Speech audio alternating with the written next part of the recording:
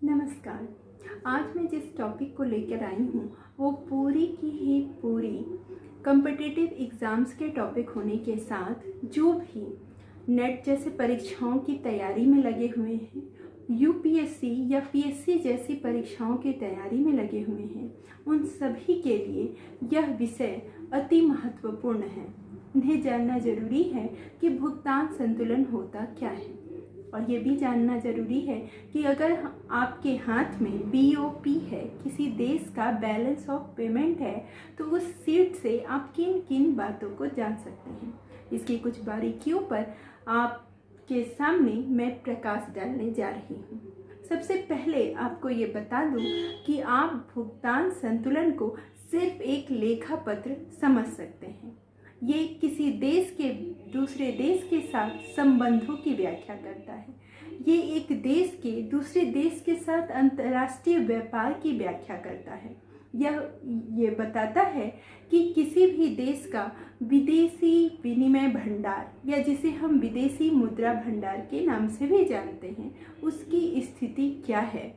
और इसीलिए कोई भी देश इस भुगतान संतुलन को प्रतिकूल दिखाना नहीं चाहता, और इसमें कई ऐसे तरीके भी अपनाए जाते हैं कि उसको अपनाकर हम प्रतिकूल भुगतान संतुलन को अनुकूल में बदल लेते हैं। और जैसा कि मैंने आपको पहले ही बताया कि ये एक लेखा पत्र है, और उस लेखा पत्र में कभी कभार अपने देश की साख बदलने के लिए, अपने देश की साख को बढ़ाने के लिए कुछ हमें उस एंट्री ऐसी भी करनी पड़ सकती है जो वास्तव में पूरी तरह से कहें तो वो सही नहीं है। लेकिन भुगतान संतुलन में इस तरह की एंट्रीज भी होती है। ये एक अभिन्न और अलग तथ्य मैं आपके समक्ष रख रही हूँ ताकि आप समझ सकें कि भुगतान संतुलन होता क्या है, जिसे अदायगी संतुलन या बैलेंस ऑफ पेमेंट कहा जाता है। तो इसे समझने से पहले आपको ये जानना जरूरी है कि व्यापार क्या होता है। जब एक देश अपनी भौगोलिक सीमा के भीतर व्यापार करता है तो उसे अंतरराष्ट्रीय व्यापार की संज्ञा नहीं दी जाती, बल्कि वह राष्ट्रीय व्यापार होता है जो देश की सीमा के भीतर होता है। लेकिन जब वही देश किसी दूसरे देश के साथ अपनी भौगोलिक सीमा के बाहर व्यापार करता है तो हम उसे अंतर्राष्ट्रीय व्यापार की संज्ञा देते हैं। और यकीन जानिए, ये बिल्कुल वैसा नहीं है जैसा कि आप दुकान पर सामान लेने जाते हैं। यहाँ के कुछ तौर तरीके और नियम होते हैं जिसे हर देश को पूर्णतः पालन करना होता है। तो चलिए सरल शब्दों में आपको बताती हूँ। जब कोई देश अपने देश में बनी हुई चीज़ों को विदेशों में बेचता है या किसी देश में बेचता है तो इस क्रिया को हम निर्यात के नाम से जानते हैं।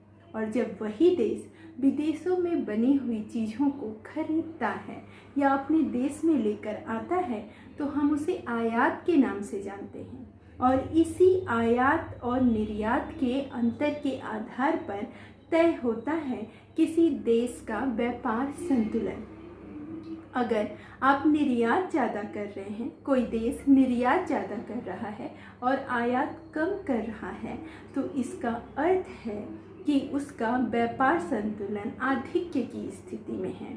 आधिक्य मैंने क्यों कहा? क्योंकि अगर आप निर्यात ज़्यादा कर रहे हैं तो इसका अर्थ है कि आपको उस वस्तु की कीमत मिलेगी और वह कीमत विदेशी मुद्रा के रूप में होगी। तो विदेशी मुद्रा भंडार आपके देश का बढ़ा ना, इसलिए हम कहते हैं कि अगर निर्यात ज़्यादा है तो देश व्यापार आधिक्य की स्थिति में है, पूर्णतः फायदे की स्थिति में। और ठीक वैसे इसके विपरीत अगर किसी देश का आयात ज़्यादा है तो ये बताता है कि उसके विदेशी मुद्रा भंडार में सेंध लग चुकी है। जी हाँ, उसे पैसे चुकाने पड़ेंगे, और इसे हम कमी की दृष्टि से जानते हैं। तो यहाँ पर व्यापार संतुलन हो जाता है प्रतिकूल, और इसी आधिक्य और इसी प्रतिकूलता को जब हम उस देश के साथ संबंध के रूप में एक लेखा पत्र के रूप में प्रस्तुत करते हैं तो वो बन जाता है हमारा भुगतान संतुलन। और ध्यान दीजिएगा, कोई भी देश जब अपना भुगतान संतुलन बनाता है तो उस वक्त वो विभिन्न देशों के साथ प्राप्त की गई कुल प्राप्तियां, मतलब उसने जितना भी आयात किया और जितना भी निर्गत किया, जितना भी दे दिया, इस सब को अपनी उस बैलेंस शीट में दिखाता है और इस बैलेंस शीट का लास्ट में टोटल निकाला जाता है। और ये जो योग होता है ये क्रेडिट और डेबिट दोनों रूपों में बराबर ही किया जाता है। तो इसे आप तब समझ पाएंगे जब आप भुगतान संतुलन की पूरी प्रक्रिया को समझेंगे। तो चलिए शुरुआत करती हूँ भुगतान संतुलन की पूरी प्रक्रिया और उसकी परिभाषा से आपको अवगत कराने के लिए। भुगतान संतुलन को मैं जैसा कि बार बार कहती आई हूँ कि यह कुछ और नहीं है बल्कि एक देश का लेखा पत्र है। उस लेखा पत्र में विभिन्न देशों के साथ उसके व्यापारिक संबंधों की व्याख्या होती है, विभिन्न देशों के साथ उसकी लेनदारियों और देनदारियों के बारे में बताया जाता है। अगर मैं इसकी परिभाषा दूं तो कहना होगा कि भुगतान शेष वास्तव में व्यापार संतुलन का ही लिखित प्रारूप या रूप होता है। सबसे पहले व्यापार शेष को देख लीजिए। यह निर्यात और आयात के बीच का अंतर होता है। जो भुगतान शेष होता है उसमें दृश्य और अदृश्य दोनों ही मदें शामिल की जाती हैं। मैं एक बार सरल शब्दों में आपको बता दूं कि दृश्य मदें क्या होती हैं। दृश्य मदें वे होती हैं जो भौतिक रूप से आयात और निर्यात में शामिल की जाती हैं, मतलब भौतिक वस्तुएं दृश्य मदें होती हैं। इसके अलावा जो सेवाएं जिन्हें हम देख तो नहीं सकते उन्हें हम अदृश्य मदों में शामिल करते हैं, जो वास्तव में किसी पदार्थ से बनी हुई नहीं होती। जैसे आउटसोर्सिंग के जरिए अगर अमेरिका की कोई कंपनी भारत के लोगों का सहयोग ले रही है या भारत के लोगों से नौकरी करवा रही है और वो अमेरिका में स्थित है, तो इस तरह के व्यापार को हम आउटसोर्सिंग या अदृश्य मदों में शामिल करेंगे। जैसे आप घर में कंप्यूटर में बैठे बैठे अमेज़ॉन के सामान बेचने का काम कर रहे हैं, तो आप फिजिकली अमेज़ॉन के ऑफिस में मौजूद नहीं हैं। ये काम आप अपने घर से कर रहे हैं और अपनी बुद्धि क्षमता का उपयोग करते हुए कर रहे हैं। तो इस तरह की चीज़ें अदृश्य मदों में शामिल की जाती हैं। तो अगर मैं भुगतान से इसकी बात करूं तो उसमें 3 तरह की मदों को शामिल किया जाता है। दृश्य मदों को, मतलब भौतिक वस्तुओं को जिसे हम देख सकते हैं।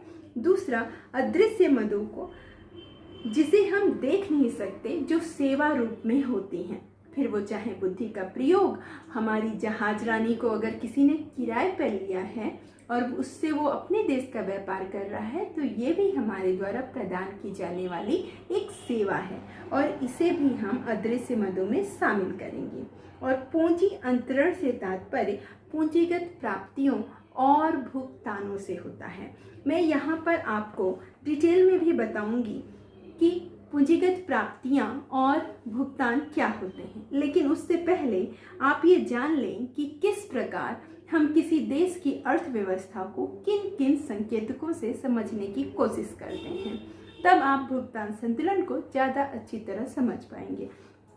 सबसे पहले मैं बात करूं कि अगर आपको किसी देश की आर्थिक स्थिति का पता लगाना है, उसकी व्यापारिक स्थिति का पता लगाना है, तो सबसे पहले आपको देखना होगा उसका व्यापार संतुलन। मतलब देखना पड़ेगा कि आयात और निर्यात की क्या स्थिति है। दूसरा जो चीज़ आपको देखना पड़ेगा वो है जीडीपी, जिसे हम सकल घरेलू उत्पाद कहते हैं। और याद रखिएगा, ये किसी भी अर्थव्यवस्था की खुलेपन की मात्रा को मापती है। अब मैं अपने शब्दों को थोड़ा सरल करती हूँ। खुलेपन की मात्रा से क्या अभिप्राय है? यहाँ पर खुलेपन की मात्रा से अभिप्राय ये है कि अगर किसी देश का जीडीपी ज़्यादा है और उसका व्यापार संतुलन भी आधिक्य की स्थिति में है, मतलब वो देश खुली अर्थव्यवस्था के रूप में है। मतलब जो भी चीज़ें बनती हैं उसे आसानी से विदेशों में बेचा जाता है। तो जीडीपी की बढ़ती हुई दर और व्यापार संतुलन की स्थिति एक अर्थव्यवस्था का रूप को बताने में सक्षम होती है। अब इसी के साथ जब उसके अंतर्राष्ट्रीय व्यापार को हम विभिन्न पत्रों के माध्यम से जानना चाहें और हर एक देश के साथ अलग अलग जानना चाहें, तो हमें देखना पड़ेगा उस देश के भुगतान संतुलन को। जब दो देशों के बीच व्यापार होता है तो तत्काल पैसे का लेन देन नहीं किया जाता।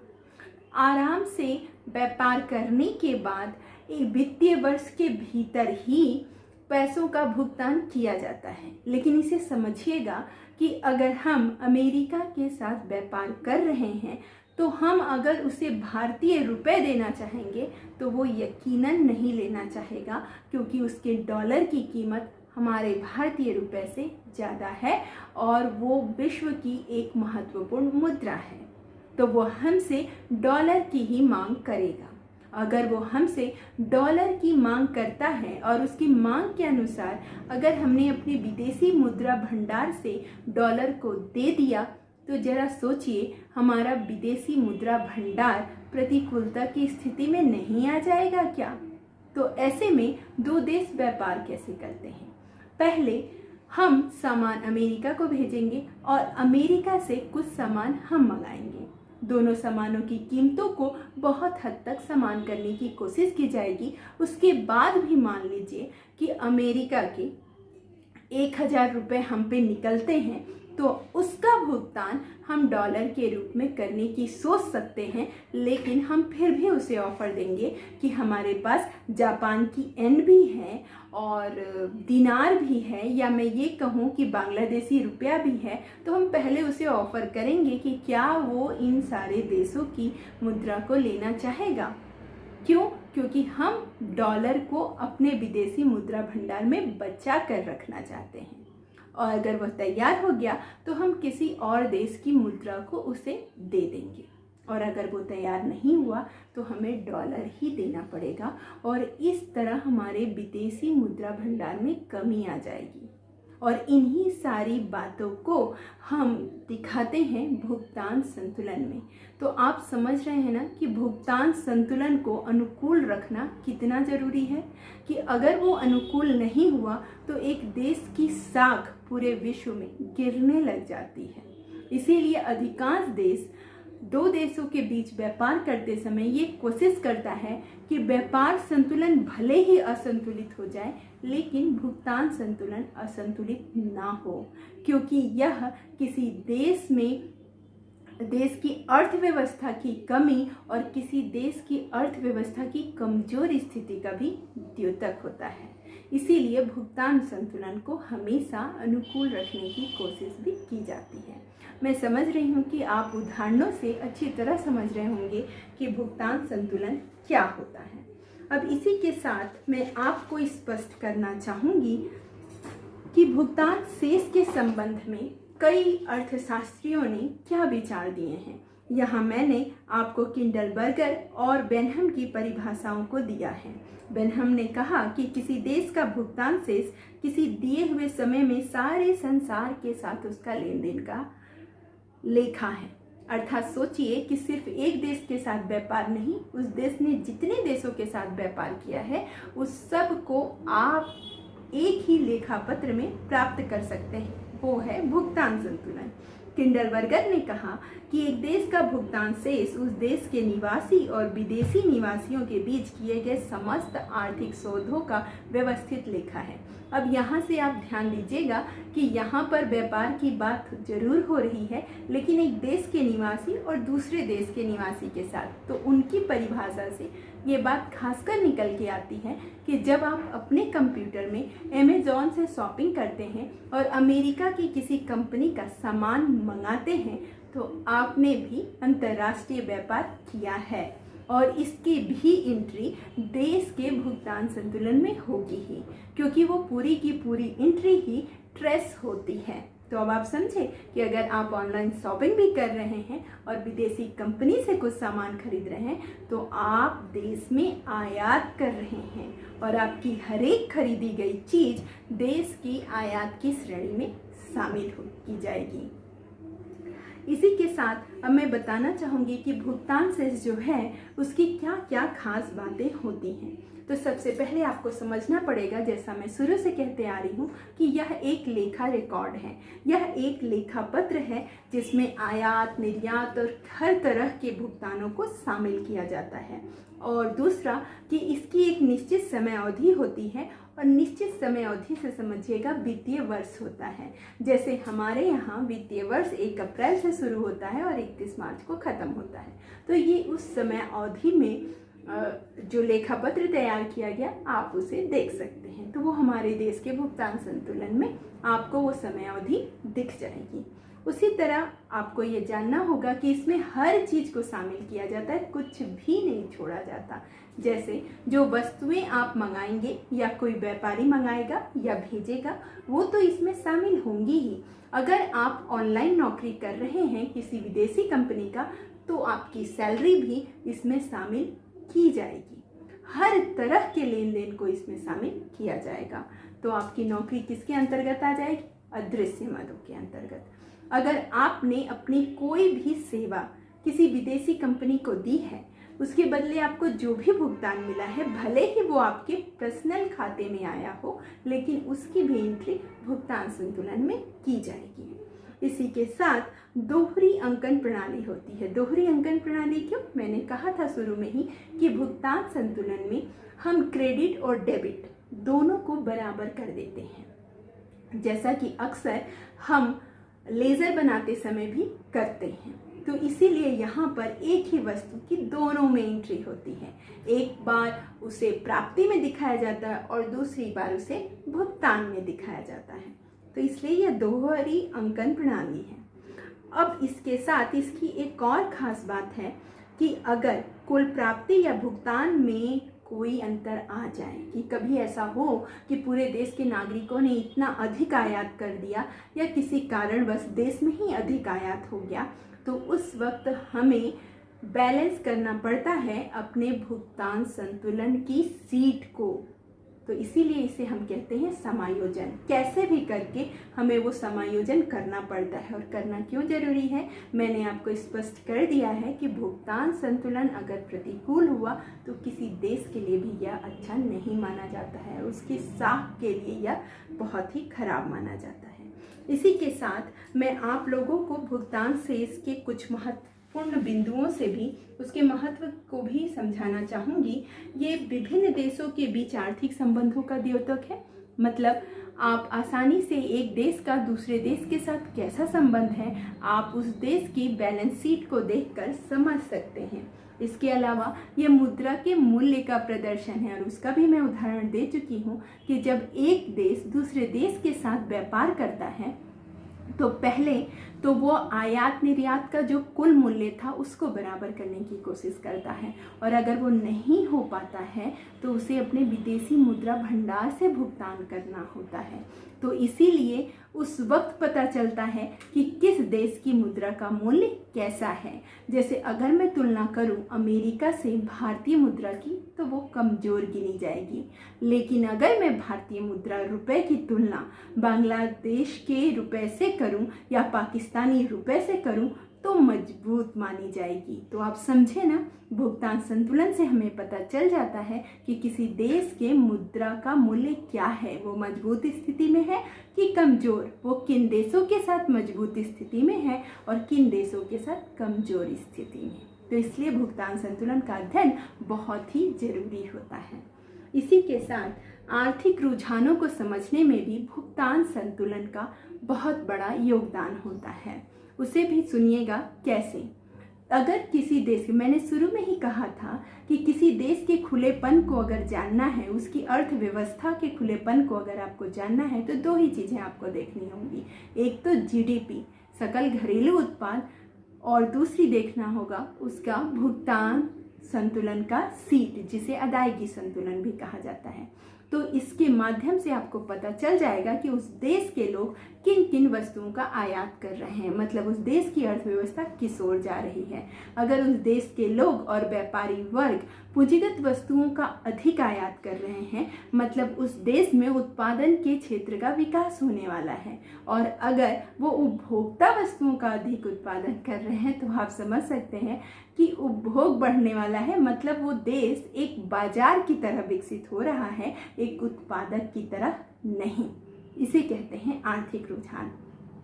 इसी के साथ मैं आपको समझाना चाहूँगी कि किसी देश के आर्थिक व्यवहार को भी हम भुगतान संतुलन के माध्यम से जान सकते हैं। आर्थिक व्यवहार कहने का मतलब कि वह देश दूसरे किन किन देशों के साथ व्यापार कर रहा है और किन किन वस्तुओं का व्यापार कर रहा है। जैसे यहाँ मैं अपने पड़ोसी देश का अगर उदाहरण लूँ तो वो चीन के साथ पाकिस्तान सिर्फ शस्त्रों और उपभोक्ता वस्तुओं का ही व्यापार करता है। तो इससे आपको स्पष्ट हो गया होगा कि वह देश किस तरह का आर्थिक व्यवहार कर रहा है। अगर वो सिर्फ पूंजीगत वस्तुएं और उपभोक्ता वस्तुएं दूसरे देशों से खरीदेगा तो यकीन जानिए कि उस देश की अर्थव्यवस्था कमज़ोर पड़ रही है, ये स्पष्टतः कहा जा सकता है, क्योंकि वो देश अब पूंजीगत वस्तुएं बनाने की स्थिति में भी नहीं है। इसके अलावा देश की क्षमता का मूल्यांकन भी हम भुगतान संतुलन के माध्यम से कर सकते हैं। अगर किसी देश का भुगतान संतुलन में निर्यात बढ़ रहे हैं, आयात बढ़ रहे हैं, लेकिन फिर भी निर्यातों में भी हमको सतत वृद्धि दिखाई दे रही है, तो इसका मतलब वो देश धीरे धीरे विकसित हो रहा है, वो अपने उत्पादन क्षेत्र को बढ़ा रहा है। तो देखा आपने, एक छोटी सी बैलेंस शीट पूरी अर्थव्यवस्था को आपके सामने रख सकती है। इसीलिए इस बैलेंस शीट की जानकारी को किसी भी कॉम्पिटिटिव एग्जाम में छोड़ा नहीं जाता है। इसी के साथ मैं आपको ये भी बताना चाहूँगी कि कोई व्यापार शेष और भुगतान शेष में मुख्यतः अंतर क्या होते हैं। एक व्यापार शेष आयात तथा निर्यात वस्तुओं, दृश्य वस्तुओं की सूची होता है जो एक देश एक साल में करता है, लेकिन भुगतान शेष सभी दृश्य और अदृश्य वस्तुओं, उपहार तथा पूंजीगत वस्तुएं उसमें शामिल होती हैं। व्यापार शेष एक संकुचित धारणा है, लेकिन भुगतान शेष एक बहुत ही विस्तृत धारणा है जिसमें दृश्य और अदृश्य दोनों ही मदें शामिल होती हैं।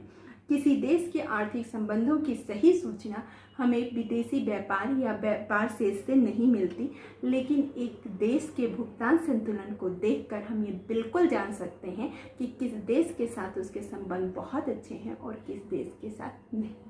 यह अनुकूल और प्रतिकूल दोनों होता है, लेकिन भुगतान संतुलन को मैंने बताया ना, ये एक देश की साख है, विश्वास है, कोई भी प्रतिकूल होने देना नहीं चाहता, और किसी कारणवश अगर हो भी गया तो हम तत्काल समायोजन करके उसे फिर से बैलेंस कर देते हैं। चलिए, इसी के साथ उसके विभिन्न घटकों पर प्रकाश डालने के लिए मैं एक और वीडियो के साथ आपके समक्ष आई हूँ।